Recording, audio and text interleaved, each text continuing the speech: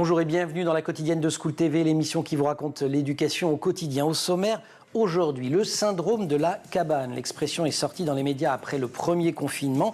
Elle décrivait l'incapacité de certaines personnes à sortir de nouveau de chez elles après y avoir été enfermées. Ce syndrome, il est au cœur du nouveau roman jeunesse de Ludovic Lecomte. Il est l'invité du Grand Oral. L'Anti-Sèche de Brandon Warrett. L'Anti-Sèche, vous le savez, c'est la façon dont l'actualité résonne dans les programmes. Actualité anniversaire, celui du procès de Riom. Il s'est tenu le 19 février 1942. Infâme procès, comme le qualifia De Gaulle à la Libération. Il est au programme en histoire. L'heure de la récré, toujours avec Brandon. Activité, travaux manuels pendant cette récré. Que peut-on construire avec 706 900 allumettes, il vous le dira. Et puis rendez-vous avec le cours particulier de Marie-Olivier, portrait d'un grand pédagogue de la deuxième moitié du 19e siècle, Paul Robin, théoricien de l'éducation dite intégrale. La quotidienne de School TV, c'est maintenant, c'est parti. Grand Oral. Peu de livres disent autant de choses sur l'adolescence en si peu de mots, qu'il s'agisse du rapport aux parents, aux amis, à la société, et posent autant de questions sur la souffrance psychique, sujet que nous abordions encore la semaine dernière sur ce plateau. Bienvenue donc dans La Cabane. C'est un bref roman signé Ludovic Lecomte. Il vient de sortir à l'école des loisirs et on a la joie de recevoir Ludovic Lecomte. Bonjour. Bonjour. La joie parce que j'ai adoré votre bouquin, donc je le dis comme ça. C'est fait, le livre qui se présente sous la forme d'un compte à rebours. Oui. Sur 90 minutes, oui. Avec un objectif qui semble d'une simplicité enfantine, aller au bout de la rue. On parle d'un ado, il est chez lui, il faut qu'il aille au bout de la rue. C'est ça. C'était son objectif à lui. Il n'est pas sorti de chez lui depuis 187 jours. Et quand on ouvre le roman, il lui reste, entre guillemets, 2 heures avant la sortie, peut-être. En tout cas, c'est le protocole qu'il a prévu avec son entourage, avec sa psy. Il y travaille depuis plusieurs jours. Et donc, peut-être, potentiellement, dans 2 heures, il va mettre le pied dehors pour la première fois depuis 187 jours. Et si c'est pas évident, c'est qu'il souffre de ce fameux syndrome de la cabane. C'est ça. Qui est un syndrome qu'on n'explique pas bien encore, qui nous vient du Japon. En tout cas, les premiers cas sont répertoriés au Japon, chez des adultes, parfois, et qui parfois ont passé plusieurs années enfermés chez eux, sans aucun contact avec l'extérieur, sans plus aucune relation sociale. Sans pouvoir tellement expliquer pourquoi, ce sont des gens qui, en fait, chez eux, découvrent qu'ils ont de quoi subvenir à leurs besoins vitaux, entre guillemets, ils n'ont plus besoin de l'extérieur et donc décident de ne plus sortir. On les appelle les hikikomori. C'est ça, au Japon, on appelle ça des hikikomori, on appelle ces gens des hikikomori. C'est un phénomène qu'on découvre en Europe. En France, on a maintenant des hôpitaux qui se spécialisent, qui montent des services autour de ce syndrome et qui commencent à prendre en charge des jeunes. Parce que chez nous, en Europe, ce sont plutôt des jeunes qui sont touchés. Au Japon, on n'explique pas vraiment pourquoi. C'est-à-dire que l'idée de la souffrance n'est pas toujours présente. C'est-à-dire que parfois, ce sont des enfermements volontaires, j'ai envie de dire, de gens qui se coupent de la société et du reste du monde, mais volontairement. Moi, ce qui m'intéressait, c'était plutôt de creuser ces ados qui se coupent du monde, mais de manière involontaire. C'est même presque malgré eux. C'est physiquement, ils ne peuvent plus passer. Ils n'arrivent plus à sortir, on va en parler. C'est un syndrome qui serait né, vous racontez l'histoire à un moment du bouquin, pendant la ruée vers l'or. Oui. On a commencé à le nommer à ce moment-là. C'est ça. En fait, pendant la ruée vers l'or, et c'est aussi le cas des gardiens de phare, ce sont des gens qui ont passé plusieurs mois, voire presque une année entière, enfermés dans un isolement total. C'est le cas pour ce qui est de la ruée vers l'or, ils sont dans des cabanes. C'est ça, ils vivent dans des petites cabanes au bord de la rivière. Et quand il s'agit pour eux de revenir à la vie normale, entre guillemets, la vie familiale, la vie amicale, relationnelle, c'est trop difficile, quoi. Ils se sont tellement coupés du monde, ils ont tellement vécu en vase clos sur eux-mêmes pendant presque une année, que le retour à la vie normale est trop difficile. Et ils décident de rester chez eux avec des symptômes que vous décrivez à plusieurs reprises dans le livre qui sont effroyablement handicapants. Oui, j'avais choisi que mon narrateur, effectivement, c'est parce que en fait, moi j'ai découvert ce syndrome via la presse, dans des articles, et puis très naïvement au départ, quand on découvre ça, on se dit bon d'accord, c'est gentil, mais sortir de chez soi, c'est quand même pas difficile. On ouvre la porte, puis on passe le pied dehors, puis ça y est, on y est. Ouais. Donc ce qui m'intéressait, c'était que mon narrateur, c'est physiquement qu'il ne peut pas passer la porte, quoi. C'est-à-dire que le syndrome, chez lui, il a des symptômes physiques. Il ne peut pas. Il est pris de tremblements. Il n'arrive pas à respirer. Il a un étau dans la poitrine. Voilà, c'est physiquement qu'il ne peut pas passer la porte, quoi. Et donc, c'est pas juste on se met un coup de pied au derrière, si je me permets l'expression, puis on sort. Voilà, physiquement, lui, il peut pas, quoi. Il est vraiment cloué devant la porte et il peut pas. Et c'est là où ça confine à la dépression, et on va en parler. Oui. Ce phénomène, effectivement, que les gens ont beaucoup de mal à accepter, à comprendre vu de l'extérieur. Ça se retrouve, hein, ce côté, il a du mal à respirer dans votre écriture, parce que je le précise, et c'est une des raisons pour lesquelles j'ai été touché par votre texte, ça alterne des passages à la fois très syncopés, très heurtés, avec des phrases sans verbe, une prose très poétique, et puis des passages plus fluides, plus écrits. On est en permanence dans cette quête d'un souffle Oui. L'air manque, en fait. Et d'ailleurs, le fait que l'air manque n'est pas sans lien avec ce qu'on va découvrir vers la fin sur sur son angoisse. Ma première version du texte était plus classique dans sa forme, avec des verbes, des points. Ouais. Et mon éditrice à l'École des loisirs lit le texte. Elle trouve que le sujet vaut le coup d'être raconté. Elle dit on va donc travailler. Elle me dit par contre, moi j'ai lu ce texte paisiblement assise presque dans mon canapé avec un thé à la main. Et je n'ai pas ressenti... Et il ne s'est rien passé. Voilà. Ouais. Le texte m'a touché, mais je n'ai pas été secoué. Et j'ai envie d'être secoué comme l'est le narrateur. Donc travail. Donc, vous avez bien bossé en tout cas. Merci. Parce que ça donne un superbe résultat. À partir de quel âge d'ailleurs, j'allais dire entrée en 6e déjà, fin de CM2, non, vous êtes professeur des écoles, vous le donneriez à des enfants? Je trouve ça tôt. La collection Medium oui, à l'École des loisirs, elle est à partir de 13 ans. Ouais, c'est ça. Même 13 ans, je trouve que c'est encore un peu tôt. Et je trouve que les préoccupations de mon narrateur, elles sont plutôt celles d'un lycéen. Donc je dirais peut-être fin de collège. Voire un peu après. Donc ouais, c'est ça. Allez, en 4e pour les... Oui, on va dire 4e bon lecteur. Oui, c'est ça. La cabane, Ludovic Lecomte, c'est à l'École des loisirs, la collection Medium Plus. Et on retrouve Ludovic juste après l'Anti-Sèche. Brandon Noiret. Brandon, bonjour. Bonjour Emmanuel. Anti-Sèche historique, on est un 19 février. Et le 19 février 1942 se tenait un des procès les plus retentissants de l'histoire de la Seconde Guerre mondiale, en tout cas pour ce qui concerne la France. Oui, vous le rappelez très bien en introduction, un fameux procès, comme disait le général de Gaulle à la fin de la guerre. Donc c'est le procès de Riom, du nom de cette ville de 15 000 habitants aujourd'hui qui se trouve en région Auvergne-Rhône-Alpes, pas très loin de Clermont-Ferrand. Donc alors quel est ce procès? Pourquoi à Riom? On va recontextualiser cette histoire très précise. Nous sommes durant la Seconde Guerre mondiale. En 1940, la défaite française face à l'Allemagne nazie, on a la France qui est coupée en deux.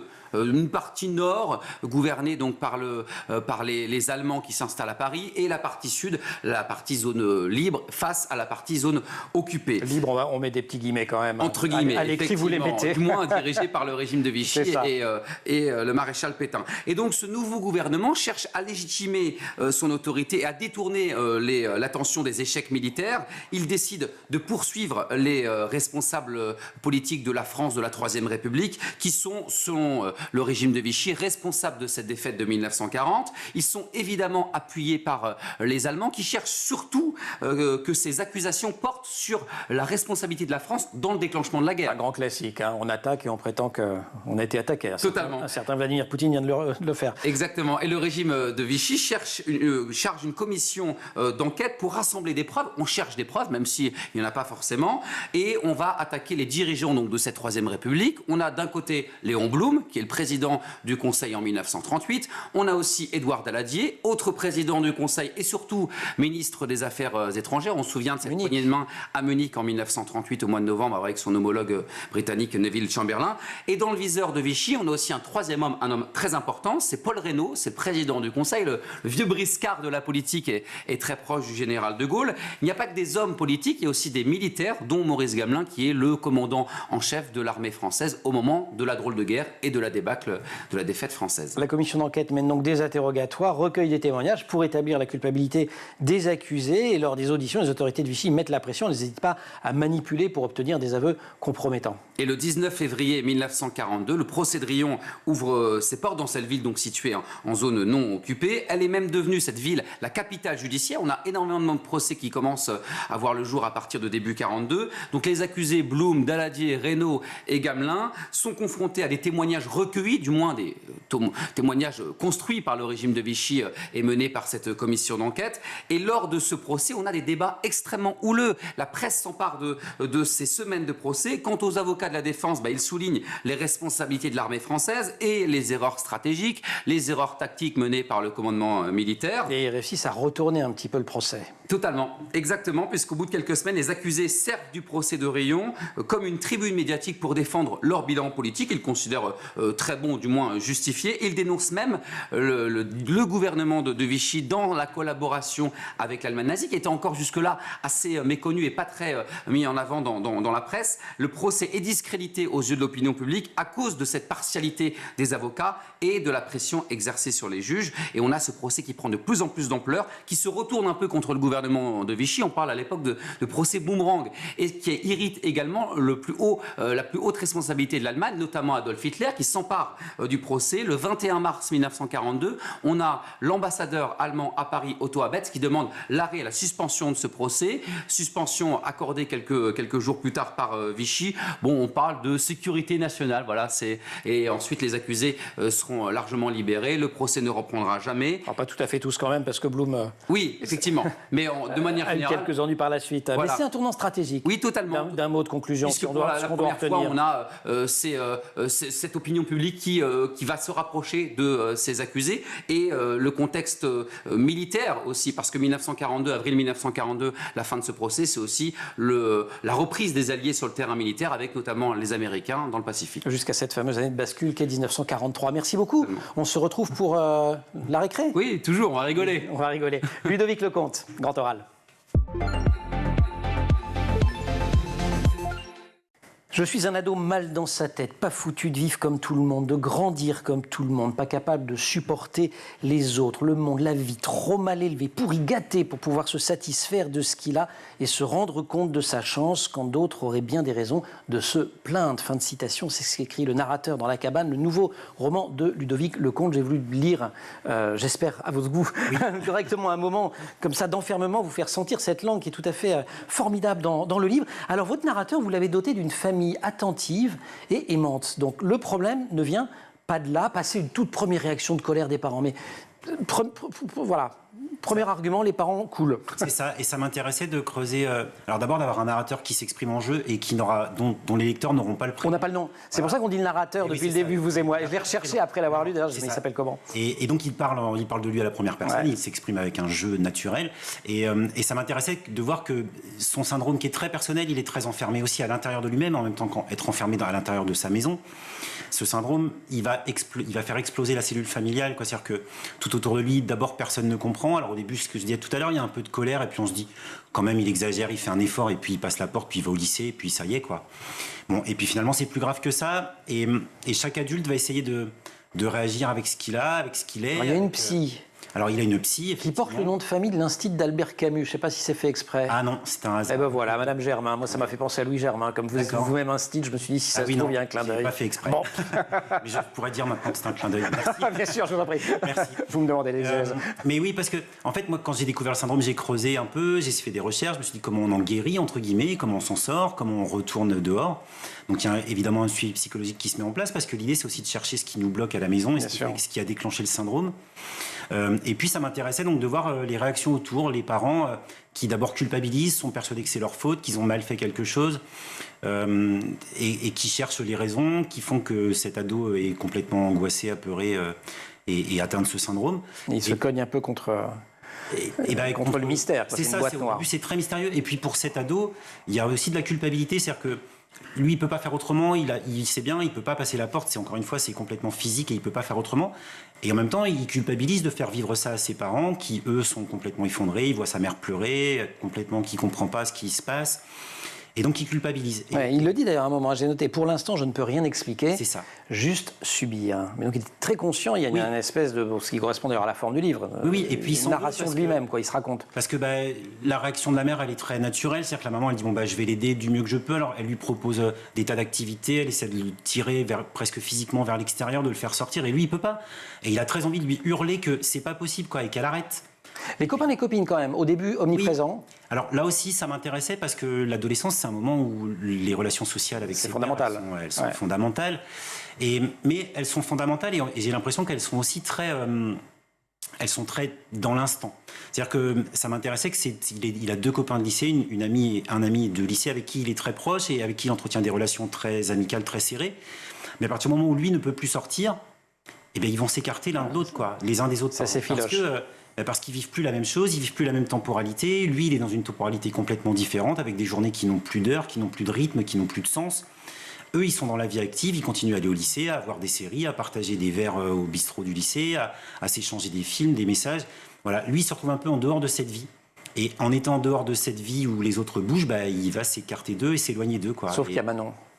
Et alors il y a Manon, parce que là aussi... Jeune femme qu'il rencontre en ligne, en fait, dans un groupe de parole d'enfants ou d'adolescents qui ont le même problème. C'est ça. Il l'a croisé il l'a rencontré virtuellement via un forum où on parle de son syndrome.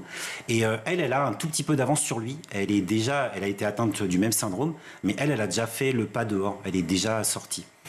Et je trouvais intéressant aussi un moment, cette époque là où les ados sont on parle de réseaux sociaux et de téléphones et de portables et d'écran. Je trouvais ça intéressant d'avoir, lui il est enfermé, c'est-à-dire qu'il peut plus avoir de relations sociales avec l'extérieur, et donc il va en fabriquer d'autres, des nouvelles via l'ordinateur, via Internet, avec Manon qui ne va pas rencontrer, mais qui va vraiment l'aider à retourner peut-être dehors, en tout cas, qui va l'aider. Elle essaye en tout cas, avec des mots un peu différents des autres, beaucoup d'empathie, de bienveillance de sa part. Votre personnage, il a du mal à accrocher son mal-être à quelque chose de particulier et pas évident de se révolter. Donc il se rend bien compte qu'il n'est pas dans une situation... Mais en fait, pour se révolter... Il a un toit sur la tête, il a à manger, des parents aimants. C'est ça, c'est compliqué. Il vraiment. Ouais, c'est ça. Il se demande ce qui lui arrive et pourquoi ça tombe sur lui. Et pourquoi il fait vivre ça aux autres, en fait? On va en parler après la récré. Il serait plus d'1,5 million au Japon, les hikikomori, ces reclus sociaux qui ne sortent de chez eux quand ils sortent que pour acheter de quoi se nourrir. Et parfois, ils ne sortent pas du tout quand on leur apporte à manger. C'est le syndrome dont souffre le narrateur du roman de Ludovic Lecomte. La cabane, c'est à l'école des loisirs. Et on retrouve Ludovic juste après la récré. Brandon White. Vous êtes prof des écoles, hein, Ludovic? Oui. Vous laisseriez des enfants jouer avec des allumettes à l'heure de la récré? Alors ça dépend pourquoi en faire. Ah quand même, quand même. Ah bah alors, excellent, idée d'activité alors. Oui, bah, l'histoire se termine bien pour un Français. Happy end, on peut le dire pour Monsieur Plot. Alors il a 47 ans. Monsieur Plot, Richard Plot. Oui, Richard Plot. Monsieur Plot, Richard Plot. P-L-A-U-D. Pas P-L-O-T. Donc il a 47 ans, il vit à Montpellier. Et ce monsieur a passé 8 ans, 4200 heures sur son travail, sur une reproduction de la Tour Eiffel, plus de 7 mètres de haut, 23 kilos de colle, 8 ans de sa vie, de sa passion. C'est un maquettiste, un passionné aussi par l'histoire de Paris et de la Tour Eiffel. Et 7700... Ouais, c'est ça, plus de 700 000. 900. Oui, c'est ça exactement, allumettes. Alors tout se passe bien, monsieur présente au Guinness Book son potentiel record. Bah ouais. Tout se passe bien, il est très content, très heureux, sa femme est avec lui, ils se rend à Londres. Sauf qu'en fait, les commissaires, les juges du Guinness à Londres refusent d'homologuer ce record parce que monsieur n'a pas acheté ses allumettes en commerce, déjà de 1, et parce qu'il a coupé les bouts des allumettes. Alors, la raison qui est expliquée par ce monsieur, c'est... Le bout rouge inflammable. Oui, le bout rouge inflammable. Impossible dans le commerce. Il a essayé de bonne foi, ce monsieur. Impossible, il n'a pas assez d'allumettes dans les magasins. Le problème, c'est qu'il fallait également couper chaque bout d'allumette. Alors, il a contacté le seul fabricant français pour recevoir ces allumettes. Il reçoit tout se passe très bien.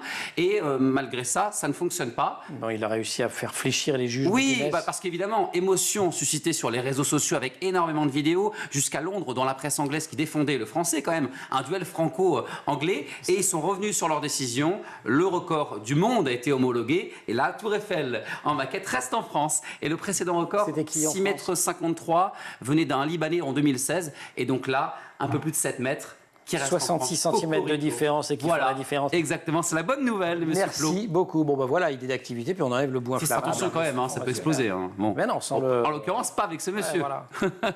Merci beaucoup, Brandon. La cabane, Ludovic Lecomte, Grand Oral.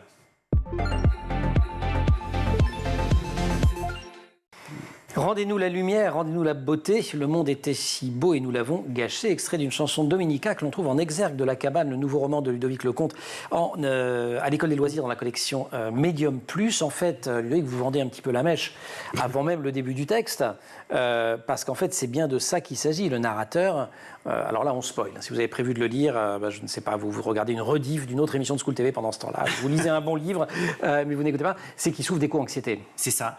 Alors, effectivement, il y a cette phrase, il y a ces paroles de Dominica en exergue, et puis il y a à la fin du livre toute une... Je ne sais pas comment on pourrait dire, il y a les 187 jours à l'intérieur avec un tas de références de culture et de pop culture. Absolument. Que s'est fabriqué le narrateur, des films qu'il a vus, parce qu'il a profité de son temps à la maison pour voir des films, des séries. Ils sont cités, il y a le cri de Munch, il y a l'album Abbey Road des Beatles. C'est ça. Et en fait, quand on relit cette liste, une fois qu'on a fini le roman et qu'on sait, et qu'on a compris que c'était l'éco-anxiété qu'il avait cloué à la maison, si je peux me permettre l'expression, eh bien on comprend que j'avais semé effectivement des petits indices tout au long du roman. Absolument. Via ces éléments via ces éléments de pop culture, on avait déjà des petits indices sur ce qui allait provoquer chez lui le syndrome de la cabane. Mais ça, il n'ose pas le dire. Il dit même, je le cite, ça a l'air con comme motif pour rester enfermé à la maison. Oui, parce que, encore une fois, il culpabilise de ne pas être capable d'aller agir, en fait. Parce que si c'est effectivement l'éco-anxiété, au moment où il comprend ça, il se dit pourquoi est-ce que je reste enfermé, pourquoi est-ce que je ne sors pas manifester avec les copains qui manifestent, qui font l'école, j'ai perdu le terme, pardon. Buissonnière. Toutes ces manifestations. Les marches pour le climat. Voilà, c'est les marches pour le climat, merci. Ouais, absolument. À la place d'aller à l'école le vendredi, là. Et puis pourquoi je ne mène pas d'autres actions, et puis pourquoi je ne change pas mon mode de vie, et puis voilà, pourquoi est-ce que je suis complètement inactif et complètement terrorisé alors que je pourrais agir, quoi. Et ça le fait encore une fois culpabiliser. Vous êtes documenté sur les hikikomori. Je ne sais pas si vous êtes documenté aussi sur l'éco-anxiété, mais j'ai trouvé cette citation de la pédopsychiatre Laëlia Benoît dans Le Monde. Il faut digérer, dit-elle, son propre bouleversement, faire son deuil climatique, c'est-à-dire accepter sa tristesse et ne pas la considérer comme anormale et accueillir la culpabilité qui peut venir. C'est ça. Donc c'est vraiment au cœur de... agir, ouais. Ouais. C'est vraiment au cœur du dispositif. Oui. Vous-même, vous êtes éco-anxieux ? Un peu, en tout cas. J'essaye de faire attention, comme tout le monde, je crois. Ce qui me marque beaucoup, en tout cas, c'est que je suis aussi père de 3 enfants et que j'ai des enfants d'âge très variés. Mon aîné a 20 ans, la dernière a 9 ans et au milieu, j'ai une fille de 15 ans, qui sont tous les 3 à des stades différents, mais qui sont tous les 3 touchés par cette éco-anxiété, en tout cas qui font très attention. J'ai une fille qui choisit d'être végétarienne par choix et par conviction. Et je me dis, mais quand j'avais 15 ans, c'était il y a une loin de rupture moi. générationnelle. Voilà, c'est ça. Ouais. Moi, à 15 ans, on avait d'autres préoccupations et je suis frappé de voir à quel point les jeunes aujourd'hui, de 9 à 20, encore une fois, mes enfants de 9 ans à 20 ans, sont tous hyper attachés à l'écologie, à la planète. Ils font tous très attention. Alors que moi, à 9 ans, j'avais d'autres préoccupations qui étaient loin d'être celles-ci. Ouais. Et ça s'inscrit dans un mouvement plus général, puisque sur 10 jeunes, 8 sont préoccupés par le climat et 6 se disent extrêmement anxieux. Ce sont les données de l'équipe de Caroline Hickman du Royaume-Uni qui a interrogé 10 000 jeunes âgés de 16 à 25 ans dans 10 pays différents, y compris la France. Et ça rejoint un certain nombre d'autres études. Comme enseignant, vous le constatez déjà chez les petits, vous enseignez en quelle classe? J'enseigne en CM1, CM2. D'accord. 9-10 ans. 9-10 ans, ouais. On a des enfants qui font attention. Déjà. Oui. Et puis moi, j'enseigne dans une école, dans une démarche de développement durable. On essaie de gérer correctement les fournitures scolaires, de trier nos déchets évidemment, mais voilà, d'avoir des actions fortes autour de la nature. En plus, j'enseigne en pleine campagne, donc on essaie de faire attention à l'environnement autour de nous. Oui, il est omniprésent. Les oiseaux, donc voilà. Vous pouvez faire cours à l'école dans la forêt. On l'a fait. Vous l'avez fait, l'école dans la forêt? Ça nous est arrivé, ouais. Ah, c'est génial. Quand j'ai lu votre livre, il m'était absolument évident que... donc là encore, spoiler alert, je vais raconter la fin. Je raconte la fin, je ne raconte pas la fin. Enfin, la fin me semblait évidente. Oui. Et, comme ça, je ne la raconte pas. C'est ça, on dit. Et en fait, elle ne l'est pas. Vous avez voulu jouer sur moi, en fait, la fin, un effet de miroir. Je l'avais écrite, en tout cas, je savais comment je terminerais ce roman dès la première ligne, quoi. Dès que j'ai commencé l'écriture, je savais comment je terminerais ce roman. Je trouvais important c'est dur de ne pas le dire, en fait. Ah, c'est vachement dur, hein. J'ai essayé, moi, ce qui m'intéresse, en fait, cette fin, elle n'est pas très importante. C'est-à-dire que je l'avais dès le départ, mais au final, c'est pas tellement ça qui est intéressant. C'est le chemin qui compte. C'est les 2 heures avant et c'est le chemin, et puis c'est le regard que mène ce narrateur, parce qu'encore une fois, le roman se lit très vite, il est très court, il se lit en 2 heures et il dure 2 heures. Donc le temps de lecture est presque à peu près le temps le même que celui de la narration. Et ça m'intéressait que voilà, donc ces 2 heures, effectivement, pour ce narrateur, elles sont très tendues. Ça lui permet aussi de faire un retour en arrière sur les 187 jours qu'il vient de vivre enfermé, sur ce qui s'est passé, sur comment il a avancé, comment il a découvert aussi ce qui le rendait malade. Et au final, cette fin, est-ce qu'il va sortir ou pas dans 2 heures? Est-ce qu'il passe la porte? Est-ce qu'il réussit? Est-ce qu'il réussit pas? C'est pas très important. Ce qui est important, c'est vraiment le chemin qu'il a accompli depuis 187 jours. Et puis sur ces 2 heures, comment il avance, comment il a découvert ce qui lui est arrivé. Et puis comment on passe cette crise, quoi. Parce que au-delà du syndrome de la cabane, et évidemment que c'est le cœur du livre, mais j'avais aussi très envie d'écrire un roman sur l'adolescence, qui me semble être une période charnière, dont on parle de crise d'adolescence, c'est une expression courante et c'est pas un hasard. C'est vraiment je pense que c'est un moment charnière où on abandonne l'enfance, et c'est pas rien d'abandonner une partie de sa vie, en fait, ou qui reviendra pas. Et puis on s'aperçoit qu'on va entrer dans l'âge adulte qui est bourré de responsabilités qui vont nous tomber dessus et de décisions à prendre. Et on parle d'orientation, alors c'est pas le cœur du roman, mais Mais tous ces ados, on leur demande de plus en plus tôt de choisir ce qu'ils vont faire et d'anticiper. Puis l'avenir n'est pas très rose. Et puis on parle alors encore une fois, d'écologie et d'éco-anxiété, mais on pourrait parler du chômage. Et voilà, je trouve que cette période de l'adolescence, ça m'intéressait de creuser. C'est un passage difficile et qui est peut-être au-delà du syndrome de la cabane. Voilà, j'avais envie de parler d'adolescence et ce qui sort ou pas, c'est pas ça le plus important en fait. C'est vraiment son chemin d'ado. Vous le faites merveilleusement, c'est ce que j'avais essayé de dire en intro, que c'est un livre sur l'adolescence avant toute chose. Syndrome pour la cabane, c'est vrai que c'est un prétexte un peu dramaturgique pour la raconter. Vous restez avec nous, on va parler d'un grand pédagogue, un de vos prédécesseurs, Paul Robin. On va remonter au 19e siècle. Brandon, merci beaucoup, car on va en parler avec Marie-Olivier, cours particulier.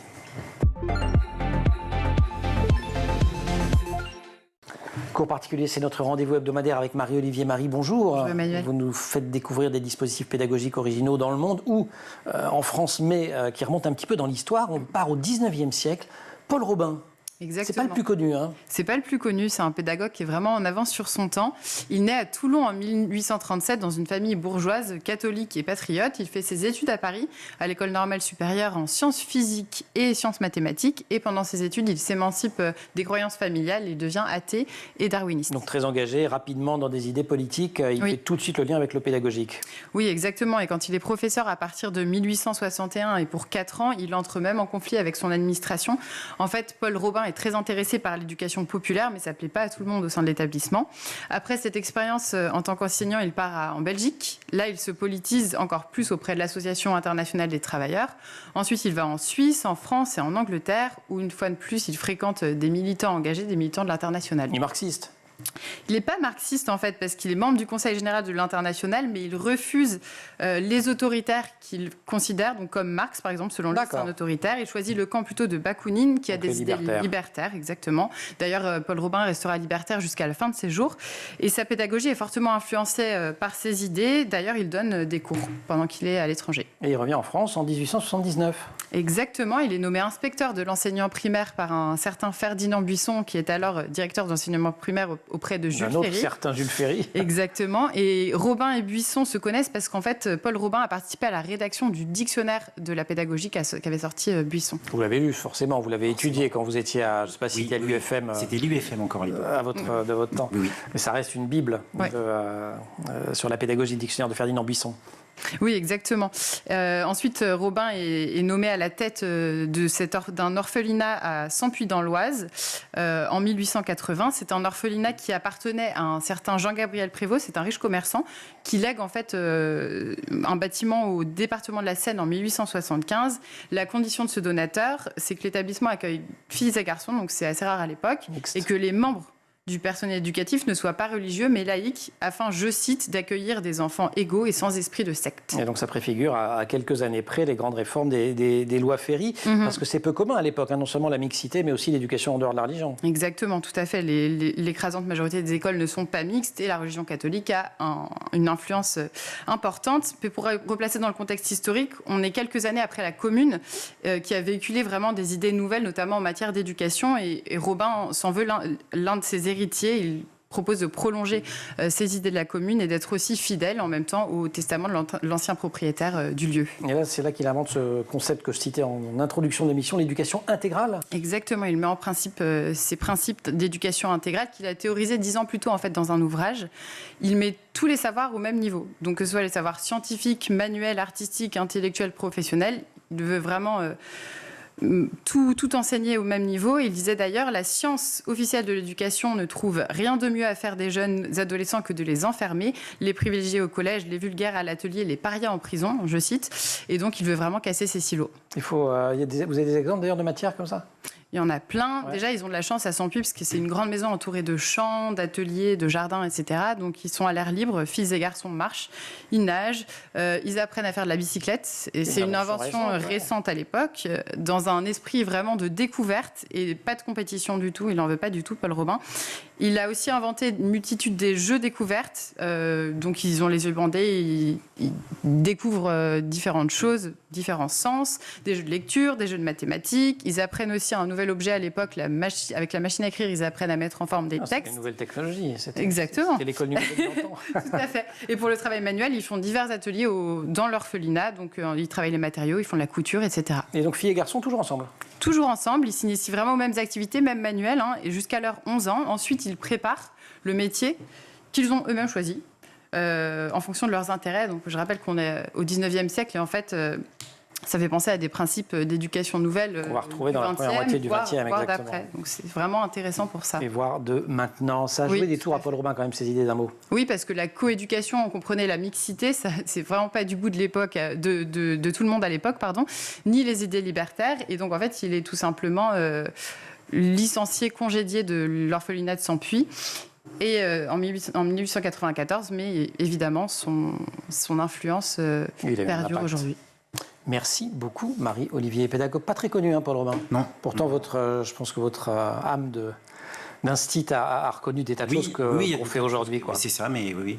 C'est dingue, hein? Je ne connaissais pas ça. Allez, on lit tous Paul Robin, l'éducation intégrale, grâce à vous, Marie-Olivier. Merci, Marie.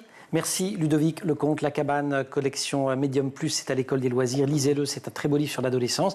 Merci aussi à toute l'équipe de l'émission, au maquillage Laure Audemont et Amélie Schwicker. Marine Plantec pour la préparation de l'émission, qui est en régie aujourd'hui avec Thibaut Goury-Lafont au son et Xavier Sanchez à la réalisation. Vous restez sur School TV, vous nous retrouvez nous en permanence sur Internet et sur les réseaux sociaux.